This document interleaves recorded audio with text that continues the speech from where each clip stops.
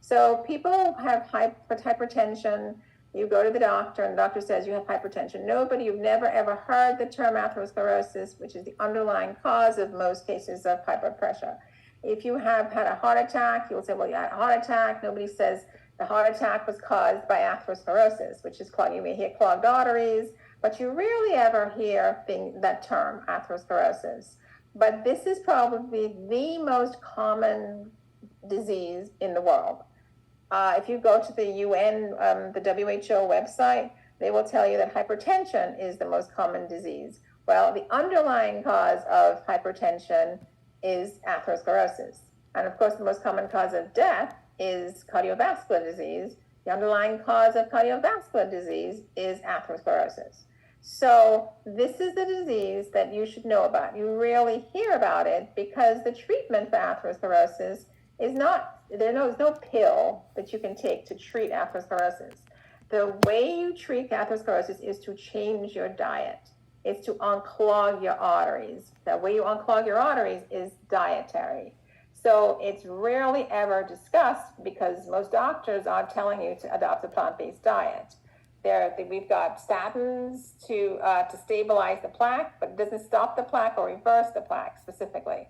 So we have a lot of you have medications to lower your blood pressure. We have medications to treat all the symptoms of atherosclerosis. But and of course, if the blockage in your arteries if it's over 70% blockage, then your doctors are going to give you a stent. You will get a stent, and then they'll set you up for bypass surgery, and then they will unclog it with a procedure because there is no medication that actually unclogs your arteries. The only way to unclog your arteries is a whole food plant-based diet. And these are examples of how you do that. Now, the A and B are arteries from a physician who was eating fish and chicken and running and doing all the healthy things that we associate with good health and eating the healthy diet. Again, fish and chicken. Whoever asked me about fish, I'm saying this for you. If fish and chicken, and his arteries look like A. And that was actually, and so his friend, he had a massive heart attack, and that's what the arteries look like. So his friend was doing a study, and he's like, got nothing to lose, joined the study. And after 32 months of being on a plant-based diet, you see the benefits, so you see the unclogging of the arteries. So again, if you have hypertension, imagine your blood's got to make it through, that second part of A, where the bracket is. Your blood's got to make it through. Like imagine a hose, you squeeze off a hose, the pressure goes up. Now, on the other side, when the arteries are open with a plant-based diet, blood squirts on through, there's no pressure, and your blood pressure goes down. And we see this in our clinic all the time. All right. So people who actually adopt and stay on a plant-based diet have greatly improved blood pressures. That's why I never diagnose people with essential hypertension or which means like it's just something that happens, right? No, it's something that happens with your diet. And so the other picture is of a patient. So there is a doctor in Texas, Dr. Baxter Montgomery. Google him. He has done a remarkable job with promoting whole food plant-based. He's a cardiologist, and this is we used to think that it would be like at least a year to unclog your arteries. He's shown that you can do it in 5 weeks and 5 months. And there's another doctor in California who's shown that you can do it in, I don't know his pictures, but you can do it in 6 weeks. So, but it's irrelevant how soon you can do it. The important thing is that if you do a plant-based diet for the rest of your life, you will unclog your arteries and your arteries will stay unclogged. Okay? And so this is the idea of what the real reason why you want to do a whole food plant-based diet, because atherosclerosis is the most common cause of death, and the way to reverse it is through whole food plant-based diet. And Dr. Montgomery, if you go Google him, you'll see he's got a restaurant in his practice, in his office. It's amazing. And that is, that I think is, well, that should be the future of medicine, because again, you're treating the underlying cause of disease. So some doctors are doing it. And so what actually causes atherosclerosis?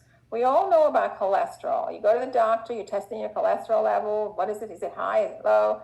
Everyone's testing cholesterol levels, but very few people actually know what cholesterol is or what it means.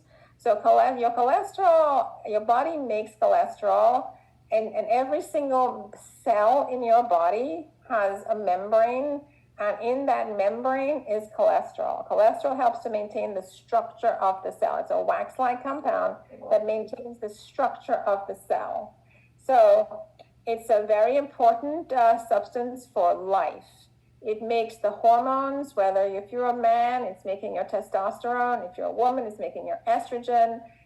It's making cortisol. If you're stressed, it's making progesterone for pregnancy. It's one of the most important substances that your body makes, and that is called your cholesterol. Now, your cholesterol can become oxidized. So this is, then everybody here, people say, well, don't use big words. Well, oxidation is not really a big word. Everybody here knows what it is. So this, you all know what oxidation is. If you get a scratch on your car, it gets rusty, that's oxidation. This is oxidation of fruit, but fruit does not have cholesterol. So this is not a toxic situation here. It's grungy to eat. You don't want to eat that, but it's not going to kill you. All right.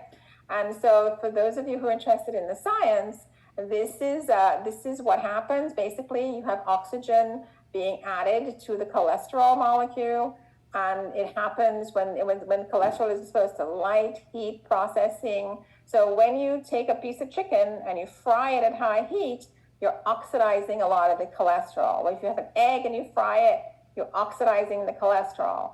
And when cholesterol is oxidized, it becomes a toxic substance. Now, so if you take your cholesterol that you're making to make your hormones, and cholesterol is in your skin, it produces vitamin D. It also creates the barrier so that when you have water on your skin, it doesn't go into your body. All of these things are the things that cholesterol do. The lenses of your eyes are mostly cholesterol.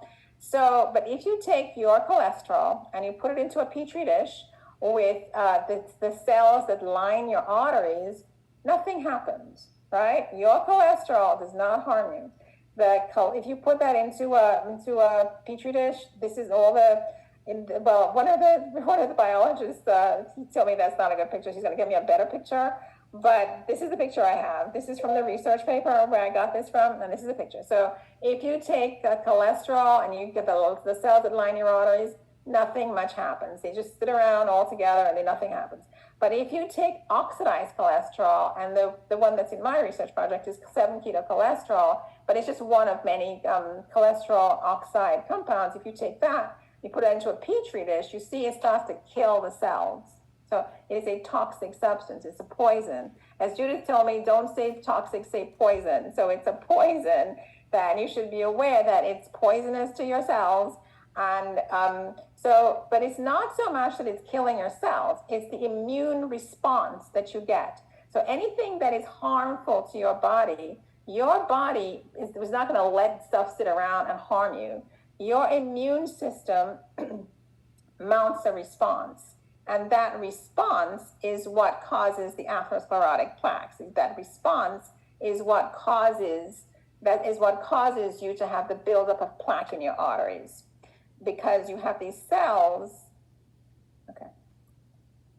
So you have these cells that pick up. You have cells that you have these immune cells that tries to get rid of the cholesterol oxides. And then they gobble them up. They become macrophages. They gobble them up, and they go into the lining of your arteries, because their goal is to get it away from trying to kill the cells that line your arteries. So the immune response to cholesterol oxides is what leads to the buildup of plaque and clogging of your arteries. So so basically, what are the sources of cholesterol oxides? All animal products. So some of the foods that we think are healthiest like tuna. So people say, well, I had tuna, and they telling me they think it's a good thing. No, tuna is you cook tuna, and then you put it into a tin, and it continues to oxidize. So depending on how long the tuna fish has been sitting in the can, it can be very oxidized, or it can just be just mildly oxidized. The cholesterol in there can be, so it's a range of like 40 micrograms per gram of the fat in the tuna, or it can be a lot. Now, processed meats, processed meats are a group 1 carcinogen. They are, that means they're definite carcinogens, right? They're in the same category with asbestos, arsenic. Those are all cholesterol oxides. And so this is those are all group 1 carcinogens, and so is processed meat.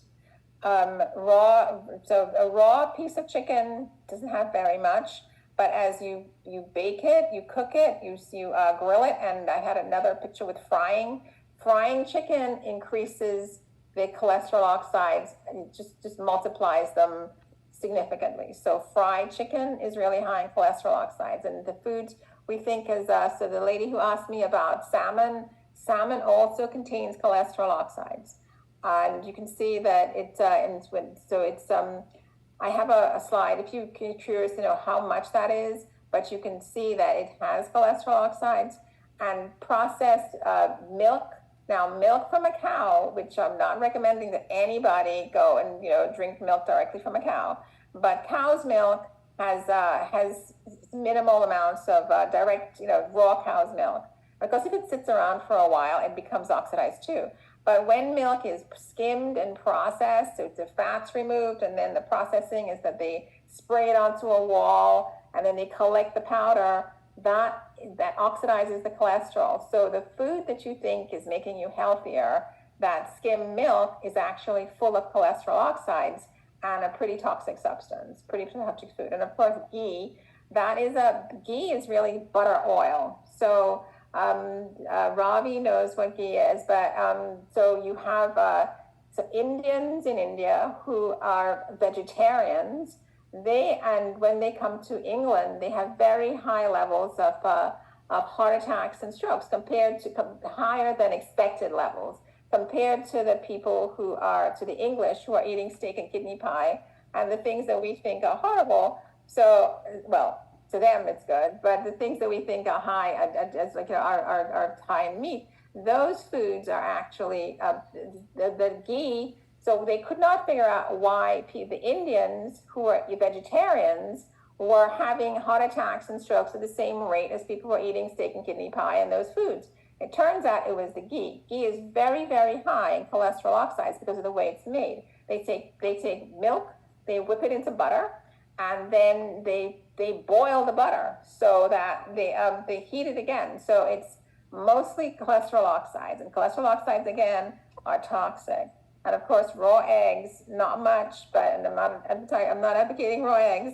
But by the time you fry it, and by the time you fry it up and do all those things with it and cook it, or worse with fast food, if you make the powdered eggs to like in the McDonald's, well, somebody from McDonald's, one of the managers told me they don't use they crack real eggs, but if you're using the powdered eggs, then you're getting exposed to cholesterol oxides. So why do we think problem? Basically, because our focus here at Morehouse is African Americans and health disparities, and that's sort of why we do a lot of what we do. So it's a huge problem because African Americans have higher rates of heart attacks, strokes, diabetes, and all of the chronic diseases that we're trying to rid ourselves of. And but who eats the most meat? African American, from the U.S. Department of Agriculture. I'm actually looking for the updated. It's supposed to be every 10 years they do this. So I have been looking desperately for the 2022 report. So maybe it's going to come out soon. But this is food consumption by ethnicity in the United States. And you can see that we are eating the most meat. And if you ask, like, what type of meat are we eating? We're eating the most chicken. We're actually eating the foods that we are told are healthy, right? We're told that chicken is healthy and turkey is healthy and fish is healthy. And that is actually what we are eating. Yet we have the highest rates of diabetes. And of course, we're frying it and we're cooking it in ways that are not the healthiest either. But so it's not just the fact that how you prepare it, it's the fact that we are eating more of these foods. And if we could eliminate that, which is why I am so extremely pleased that so many people on the meetup decided to come to this presentation, and so many of you are African Americans and who are so interested in making this change, because that's the way that we're going to eliminate health disparities. Having another doctor to prescribe medications is good, but really the way to eliminate health disparities is for each person to make healthier food choices and to move towards a healthier diet, healthier lifestyle.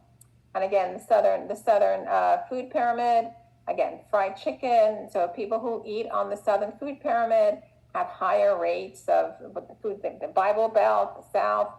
All of these foods have high levels of cholesterol oxides. So I am going to stop soon.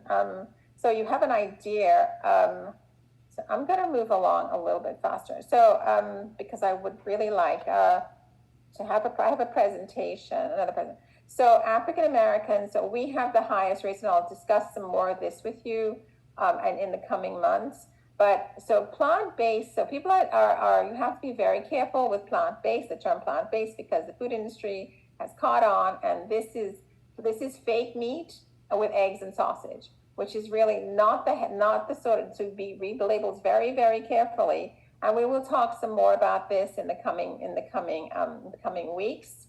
And again, beware, because vegan foods are not always healthy foods. Highly processed oils, and somebody asked about the oils. These are highly processed foods, sugar, and those things. So it's how to make food delicious without those ingredients. And so I am going to discuss some more of this later on in the coming weeks, and we'll talk some more about this. But I just wanted really quickly to do a no oil. I wanted to talk about oil because many people talked about it. It's a very brief video on oil, and we're going to talk about how to cook without oil later on. So let me share. While you're sharing, Dr. Rook, we have a question. Okay, so let me. From RM, they say, so adding heat to meat causes oxidation. Oxidation is toxic to human cells. What about sushi? So that may be why the Japanese have lower rates of heart disease. They have kind of equal rates of prostate cancer and some of the other conditions. Well, so they did a study where they looked at Japanese men who ate fish and compared to Japanese men who were complete vegans, right? Who were not eating any animal products at all. And those who ate fish, these were not also meat eaters, they were only eating fish. They actually had a 54% increased risk of prostate cancer. But in terms of heart disease, the Japanese have lower rates of heart disease for sure. And it could very well be that when you're eating sushi, when you're eating raw fish, you're not actually getting as many cholesterol oxides in the food. So sushi, but again, sushi, you don't know how long the fish has been sitting there. You don't know if the fish has been, if raw food is better. Raw cholesterol containing foods is a better bet, but it depends on how long it's been sitting there and how oxidized it gets. Hopefully that answers your question. Actually, we're at 7:22. So what I'm going to do is I'm going to save some of the other information for follow-up classes and ask if you have any questions on the things we presented tonight. And then in upcoming classes, we're going to continue on with more of this information. Dr. Michael is with us now. Oh, he is. Okay, great. Oh, good. Oh, perfect. Oh, I see you, Michael. And is Shoba and Judy here?